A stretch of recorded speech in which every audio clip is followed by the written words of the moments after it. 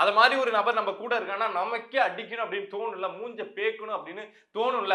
அப்படி இயல்பா உங்களுக்கு தோணும்ல? எனக்கெல்லாம் கண்டிப்பா தோணும். அனைவருக்கும் வணக்கம். ஒரு செய்தி ஒண்ணு சொல்லட்டுங்களா? இந்த வீடியோல 2, 3 முக்கியமான அப்டேட்ட பத்தி தான் நான் உங்ககிட்ட சொல்லப் போறேன். ஃபர்ஸ்ட் ஒண்ணு ஒண்ணா போயிடலாம். ஃபர்ஸ்ட் விஷயம் என்ன அப்படின்னா, விஜய் அவர்களுக்கு ஒரு பெரிய ஸ்டேட்மெண்ட்ங்க. இந்த வைகோ, இந்த துரை வைகோலாம் இருக்காங்கல்ல, தயவு செஞ்சு நம்பிடாதீங்க. இந்த கிராமத்துல எல்லாம் சொல்லுவாங்க, கட்டினவனுக்கும் உண்மையா இருக்க மாட்டான், வச்சுக்கிட்டவனுக்கும் உண்மையா இருக்க மாட்டான் அப்படின்னு சொல்லுவாங்க. சோ அத மாதிரி தான் இந்த வைகோ, துரை வைகோவெல்லாம் நான் பார்க்கிறேன். இப்போ இந்த துரை வைகோ, வைகோ டீம் வந்து என்ன புலம்பிட்டு இருக்காங்க அப்படின்னா, நாங்க வந்து எங்களுடைய சொந்த சின்னத்துல நிக்காம போனது ரொம்ப துரதிர்ஷ்டவசமான ஒரு விஷயமா போயிடுச்சு அப்படின்னு சொல்லிட்டு புலம்பிக்கிட்டு இருக்காங்க. நேத்தி திருச்சி கிழக்குக்கு விஜய் அவங்க போயிருந்தப்போ அங்க போயிட்டு துரை வைக்க வந்து ஐஸ் வைக்கிற மாதிரி அவரை மீட் பண்ணி, இதுக்கு முன்னாடி கண்ணுக்கே தெரியல, பட் இப்போ வந்து வரவேற்கிறாராம். திருச்சி கிழக்குக்கு வரப்போ இவர் போய் நன்றி சொல்றாராம், பாராட்டு தெரிவிக்கிறார் அப்படின்னு சொல்லிட்டு துரை வைக்க வந்து போய் மீட் பண்ணிருக்காரு. என்ன அப்படின்னா, நாம ஏதாவது சொந்த சின்னத்துல நின்று ஒரு 4 சீட்டு ஜெயிச்சிருந்தோம் அப்படின்னா நமக்கும் ஒரு அமைச்சரவையை விஜய் கொடுத்திருப்பாரு. நாம திமுக சின்னத்துல நின்று ஜெயிச்சதுனால நமக்கு அது கிடைக்காம போச்சு அப்படிங்கிற ஒரு வருத்தத்துல இப்ப வந்து நாங்க சொந்த சின்னத்துல நின்று ஜெயிக்க முடியாம போனது துரதிருஷ்டவசமானது அப்படின்னு இவங்க புலம்பிட்டு இருக்காங்க. அவ்வளவு ரோஷம், அவ்வளவு இதெல்லாம் இவங்களுக்கு கிடையவே கிடையாது. எல்லாமே பச்சை நடிப்பு. 2024ல என்ன ஆக்டிங்க போட்டாரு, அழுதாருல துரை வைக்கோ. நான் வந்து எனக்கு வந்து வைகோ பிடிக்காது, துரை வைகோ பிடிக்காதுங்கலாம் கிடையாதுங்க. ஒருத்தவங்க நடவடிக்கை வச்சுதான் நம்ம சொல்றோம். ஒழுங்கா நடந்துக்கிட்டாங்கன்னா நடந்துக்கிறாங்கன்னு சொல்லுவோம், மாத்தி மாத்தி நடந்துக்கிட்டாங்கன்னா மாத்தி மாத்தி நடந்துக்கிறாங்க, மட்டமா நடந்துக்கிறாங்கன்னு தான் சொல்லுவோம். 2024ல கண்ணீர்லாம் வடிச்சார்ல, கே நேரு ஸ்டேஜ்ல வச்சுட்டு கண்ணீர் வடிச்சார்ல, எங்களுக்கு வந்து நாங்க வந்து சொந்த சின்னத்துல தான் நிப்போம் அப்படின்னு, தனி சின்னத்துல தான் நிப்போம் அப்படின்லாம் வடிச்சார்ல. அதுக்கப்புறம் என்னத்துக்கு மாறி வந்து இப்ப 2026ல வேற வழியே இல்ல, எங்களுக்கு எதுவா இருந்தாலும் ஓகே அப்படின்னு சொல்லிட்டு திமுக சின்னத்துல நிக்கணும். நான் தான் சொல்றேன்ல, இவங்க வந்து இப்ப திமுகவுக்கும் உண்மையா இருக்க மாட்டாங்க. திமுக கிட்ட இருந்து நாங்க வேற யாராவது வரோம், அவங்களுக்கு ஆதரவு தெரிவிக்கிறோம் அப்படின்னாலும் இவங்க உண்மையா இருக்க மாட்டாங்க. இவங்க போடுறது பச்சை நாடகம் அப்படிங்கறத தமிழக வெற்றி கழகம் புரிஞ்சுக்கணும். அவங்களுக்கு ஒரே ஒரு எண்ணம் என்ன அப்படின்னா, 26ல இப்ப சும்மா இருந்த ஐயுஎம்எல்க்குலாம் 2 சீட்டு ஜெயிச்சு அவங்களுக்குலாம் அமைச்சரவையில இடம் கிடைச்சிச்சு. திருமாவளவன் 2 சீட்டு ஜெயிச்சாரு, அவருக்கு வந்து அமைச்சரவையில இடம் கிடைச்சிச்சு. பட் நமக்கு கிடைக்கல அப்படிங்கிற ஒரே ஒரு ஆதங்கத்துல இப்ப திமுகவை திட்டிட்டு இருக்காங்க. அப்படியே சண்டை போடுற மாதிரி காமிச்சிட்டு இருக்காங்க. மத்தபடி இவங்களுக்கு வந்து ஒரு நல்ல நோக்கம் அப்படிலாம் கிடையவே கிடையாது. அப்படிலாம் இருந்திருந்தா, நல்ல நோக்கம், நல்ல எண்ணம், நல்ல அரசியல் பார்வையெல்லாம் இருந்திருந்தா மதிமுக எல்லாம் தமிழ்நாட்டுல ஒரு பெரிய கட்சியா இருக்க வேண்டியது. பட் நான் திரும்ப சொல்லி இதை முடிச்சுக்கிறேன். இவங்களை பத்தி கண்ணாமண்ணான்னு பேசிட்டு இருக்க தேவையே இல்லைன்னு நினைக்கிறேன். இவங்க தேவையே இல்லாத ஆணி. தமிழ்நாட்டுக்கு மதிமுக அப்படிங்கிற ஒரு கட்சிலாம் தேவையே இல்லாத கட்சி அப்படின்னு நினைக்கிறேன். இவங்க கட்டிக்கிட்டவங்களுக்கும் உண்மையா இருக்க மாட்டாங்க, வச்சுக்கிட்டவங்களுக்கும் உண்மையா இருக்க மாட்டாங்க. இவங்களுடைய ஸ்டாண்ட் அப்படிங்கிறது இதுதான். அடுத்து திமுக கூட்டணியில இருக்கக்கூடிய இன்னும் ஒரு கட்சி அப்படின்னா தேமுதிக. அவங்க மட்டும்தான் இன்னும் வாயை திறக்காம இருக்காங்க. மத்த எல்லா கட்சியும் கழிட்டு வந்துட்டாங்க. மதிமுக இப்ப இப்படி புலம்ப ஆரம்பிச்சிட்டாங்க. இன்னும் தேமுதிக மட்டும்தான் அப்படியே அமைதியா இருக்கு. தேமுதிக என்னத்துக்கு அமைதியா இருக்கு அப்படின்னா வேற ஒண்ணும் கிடையாது. சுதீஷ் அவர்கள் வந்து ராஜ்யசபா எம்பி அப்படிங்கிறத திமுக கொடுத்துட்டாங்க. அதனால பிரேமலாதா வந்து இப்போ அப்படியே அமைதியா இருக்காங்க. பட் ஆனா அவங்கள நம்பவே முடியாது. ரொம்ப ரொம்ப ரொம்ப டேஞ்சரு. 2029ல அவங்க என்ன ஸ்டாண்ட் வேணாலும் எடுக்கலாம். அப்படி எடுத்தா எங்க கூட்டணி வந்து காங்கிரட் போட்டு கீழே நட்டு வச்சிருக்கோம். கீழே இந்த பக்கம் 50 அடி, இந்த பக்கம் 50 அடி இறக்கி நட்டு வச்சிருக்கோம் அப்படின்னு ஸ்டாலின் அவர்கள் தேர்தலுக்கு ஒரு 6 மாசத்துக்கு முன்னாடி வரைக்கும் சொல்லிட்டு பேசிட்டு இருந்தாரு. பட் இப்ப பார்த்தா அவர் மட்டும் அப்படியே தனியா அப்படியே சிங்கிளா நின்று என்ன பண்றதுன்னு தெரியாம ஆடிட்டு இருக்காரு. அதுதான் திமுக கூட்டணி. திமுக கூட்டணியுடைய சோழி அப்படிங்கிறது முடிஞ்சிருச்சு. கூட்டணி சோழி முடிஞ்சிருச்சு அப்படின்னா திமுக அங்க தனிச்சு நின்று இது வரைக்கும் எதையும் கடினதே கிடையாது. ஜெயலலிதா அவர்களாவது 2016ல பார்த்துப்போம், என்ன நடந்தாலும் பார்த்துப்போம் அப்படின்னு 234 தொகுதியிலும் இரட்டையில நின்னாங்க. அந்த தைரியம் எல்லாம் திமுகவுக்கு இருக்கா அப்படின்னா இல்லவே இல்லை. பார்ப்போம் என்ன நடக்குது அப்படின்னு. ஒவ்வொரு அரசியல் அப்டேட்டா பேசிட்டு தானே இருக்க போறோம், பேசுவோம். ஆனா இங்க திமுக அப்படியே தனிச்ச மரமா விடப்பட்டிருக்காங்கல்ல. கூட்டணி 20 கட்சிகள் கூட்டணி, 30 கட்சிகள் கூட்டணின்னு அப்படி இப்படி இப்படி அப்படி கூட்டத்தை நிறுத்தி வச்சுட்டு நான் பலமா இருக்குன்னு காமிச்சிட்டு இருந்த திமுக வந்து இப்ப தனிச்சு விடப்பட்டிருக்காங்கல்ல. அதை பாக்குறப்போ ரொம்ப சந்தோஷமா இருக்கு. அடுத்த ஒரு விஷயம் என்ன அப்படின்னா, இந்த பள்ளி இப்ப மட்டும் கத்துதா அப்படிங்கிற ஒரு வடிவேல் டயலாக் இருக்குல்ல, அத மாதிரிதான் நம்ம கனிமொழி அக்கா வந்து இப்ப வந்து அப்படியே பேச ஆரம்பிச்சிட்டாங்க. திமுக ஆட்சியில எவ்வளவு விஷயங்கள் நடந்தது. சிறுமிகளுக்கு, வயதான பாட்டிக்கு, குழந்தைக்கு இவங்க கட்சிக்காரங்க செஞ்சது. இவன் கட்சிக்காரன், அவன் பேரு ரொம்ப வித்தியாசமா திராவிடன் நினைக்கிறேன் அவன் பேரு. அவன் ஒருத்தவன் செஞ்சான், ஞானசேகரன் செஞ்சான்னு எவ்வளவோ நடந்தது. அப்பெல்லாம் வந்து இந்த கனிமொழி அக்கா வாயை கூட திறக்காம அப்படியே அமைதியா இருந்தாங்க. பட் இப்ப ஆட்சி மாறிடுச்சு இல்ல. இப்ப வந்து அடிக்கடி வந்து நானும் அட்டெண்டன்ஸ் போடுறேன், என்னுடைய பிரசன்ஸை காமிக்கிறேன் அப்படின்னு சொல்லிட்டு பெண்களுக்கு ஏதாவது பிரச்சனை நடந்தது அப்படின்னா உடனடியா வந்து வாய்ஸ் அவுட் பண்றாங்க. இததான் கேட்டான், உங்க ஆட்சியில நீங்க ஏன் பண்ணல? இப்ப நீங்க பண்றது சரிதான், அதை தப்புன்னு சொல்ல முடியாது. ஆனா உங்க ஆட்சியில எங்க போயிருந்தீங்க? வேற எங்கேயாவது கூந்தல் பின்றதுக்கு போயிருந்தீங்களா அப்படிங்கிற ஒரு கேள்வி வரும்ல, இயல்பா எல்லாருக்கும் வரும்ல. சோ அதே கேள்விதான் நமக்கு வருது.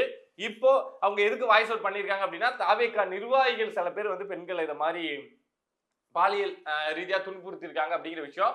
அது அது தாவேகா நிர்வாகின்னு கிடையாது, யாரா இருந்தாலும் தண்டிக்கப்பட வேண்டியதுதான். தாவேகாவுல எவ்வளவு யாரா இருந்தாலுங்க, நமக்கு அந்த பாரபட்சமே கிடையவே கிடையாது. யாரா இருந்தாலும் தண்டிக்கப்பட வேண்டும் தான். அதுக்கு எல்லா பெண்களும் வாய்ஸ் கொடுக்கணும் தான். நம்ம கனிமொழி அக்காவும் வாய்ஸ் கொடுக்கணும் தான். அதுல நமக்கு வந்து எந்த ஒரு மாற்று கருத்தும் கிடையாது. ஆனா ஒரு ஆதங்கம் வருது இல்ல, நீங்க அப்ப எங்க போயிருந்தீங்க, அப்ப எங்க என்ன பண்ணிட்டு இருந்தீங்க அப்படிங்கிற ஒரு கோவம் வருது இல்ல. சோ அந்த கோவத்தை தான் உங்ககிட்ட புலம்பிட்டு இருக்கேன். என்ன நடக்குது அப்படின்னு பார்ப்போம். அடுத்தடுத்து என்னென்ன அப்டேட் வருதோ நான் ஒண்ணு ஒண்ணா உங்ககிட்ட வந்து கொடுத்துக்கிட்டே இருப்பேன்.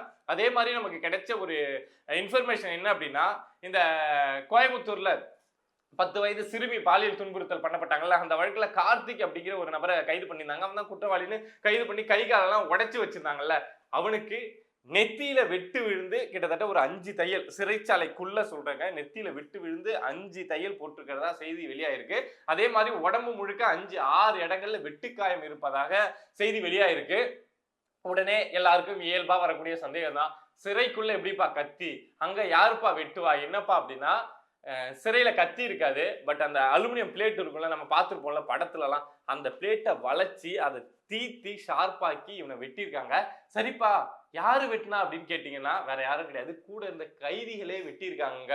இந்த சம்பவத்தை கேள்விப்பட்டு இவன் இப்படி பண்ணிட்டான், 10 வயசு சிறுமி இப்படி பண்ணிட்டான், அந்த சிறுமிக்கு என்னென்ன பண்ணா அப்படிங்கிற விஷயம் இந்த டீட்டெயில்லாம் தெரியும்ல, கையை முறிச்சது, காலை முறிச்சது, கழுத்து அவங்க முடியவே, அந்த சிறுமியோட முடியவே இழுத்து அவங்க கழுத்து நெரிச்சது அப்படின்னு ரொம்ப கொடூரமான விஷயங்கள் செஞ்சான்ல, அது மாதிரி ஒரு நபர் நம்ம கூட இருக்கான்னா நமக்கே அடிக்கணும் அப்படின்னு தோணும்ல, மூஞ்ச பேக்கணும் அப்படின்னு தோணும்ல. அப்படி இயல்பா உங்களுக்கு தோணும்ல, எனக்கெல்லாம் கண்டிப்பா தோணும், அது மாதிரி தோணும்ல. சோ அத மாதிரி சிறைச்சாலையில இருக்கவங்க எல்லாரும் குற்றவாளி, ரொம்ப கெட்டவங்க, எல்லாம் இந்த கார்த்திகை மாதிரியான நபர்கள்னு சொல்ல முடியாதுங்க. சில பேர் தப்பே செய்யாம உள்ள இருக்கலாம், சில பேர் சூழ்நிலை காரணமாக வந்து குற்றவாளியா கைதியா உள்ள இருக்கலாம். சோ அத மாதிரி இருந்த ஒரு 4-5 பேருக்கு கோவம் வந்து இவனை அடிச்சு மூஞ்ச கிழிச்சு உடம்பு ஃபுல்லா அந்த பிளேட்டை வச்சு எப்படிலாம் கிழிக்க முடியுமோ கிழிச்சிருக்காங்க. அவங்களுக்கு தெரியும் இதை மாதிரி செஞ்சோம் அப்படின்னா நம்ம மாட்டுவோம், நமக்கு இன்னும் இந்த நம்ம ஆல்ரெடி கைதியா இருக்கோம், இதை மாதிரி செஞ்சோம்னா இன்னும் நமக்கு அந்த எக்ஸ்டென்ஷன் அப்படிங்கிறது சிறையில் இருக்க வேண்டியது நிறைய ஆகும் அப்படின்னு தெரிஞ்சுமே அப்படி பண்ணியிருக்காங்க. அப்படின்னா இந்த கார்த்திக் வந்து எந்த அளவுக்கு அந்த சிறுமியை கொடூரமா கொலை பண்ணியிருப்பான், பாலியல் துன்புறுத்தல் பண்ணியிருப்பான் அப்படிங்கிறது யோசிச்சு பாருங்க. அதெல்லாம் தெரிஞ்சதுனாலதான் அந்த அளவுக்கு அவங்க வெறியோட இது மாதிரி ஒரு விஷயத்த செஞ்சிருக்காங்க. இப்ப செஞ்ச ஒரு 5 பேர் மேலேயும் வழக்கு பதிவு செஞ்சுட்டாங்க. கிட்டத்தட்ட 4 பிரிவின் கீழ் 5 பேர் மேல வழக்கு பதிவு செஞ்சிருக்காங்க அப்படின்னு நினைக்கிறேன். அது இல்லாம இதை மாதிரி நீங்க ஜெயிலுக்குள்ள இருந்து ஒரு 4-5 பேர் சேர்ந்து ஒருத்தவனை டார்கெட் பண்ணி அடிக்கிறீங்க அப்படின்னா என்ன பண்ணுவாங்கன்னா அங்கங்க பிரிச்சு விட்டுருவாங்க. இப்ப இந்த சம்பவம் நடந்தது கோவை மத்திய சிறையில.